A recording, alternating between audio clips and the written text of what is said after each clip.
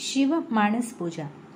रत्ने कल्पितमासनं हिमजले स्नानञ्च दिव्याम्बरं नानारत्नविभूषितं रगमदा मोदाङ्कितं चन्दनं जातिचम्पकबिल्वपत्ररचितं पुष्पञ्च धूपं तथा दीपं देवदयानिधे पशुपते रत्कल्पितं गृह्यताम्।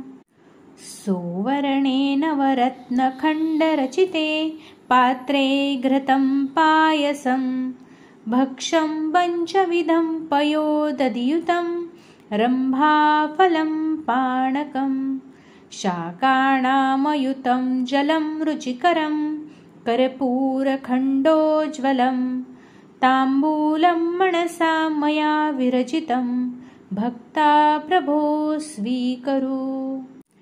छत्रं चामरयोजकं व्यजनकं चादर्शकं निर्मलं वीणाभैर्मृदङ्गकाहलकला गीतं च नृत्यं तथा साष्टाङ्गं प्रणतिस्तुतिर्बहुविधा रेतः समस्तं मया संकल्पेन समर्पितं तव विभो पूजाग्रहाण प्रभो।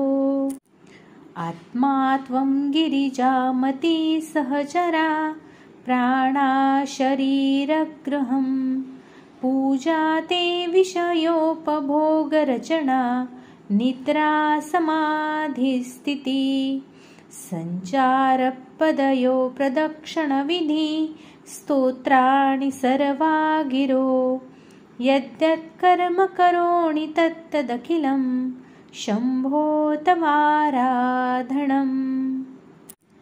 करचरणकृतं वा कायजं कर्मजं वा श्रवणनयनजं वा मानसं वा अपराधं विहितं वा सर्वमेतत्क्षमस्व। जय जय करुणाब्धे श्रीमहादेव शम्भो। हर हर करुणाब्धे श्रीमहादेव शम्भो। देवादिदेव महादेवांजवळ आपण आपली इच्छा व्यक्त केली असता महादेव हे शीघ्र फल देणारे आहेत। त्यामुळे महादेवाची प्रत्येक व्यक्तीने रोज अवश्य पूजा करावी।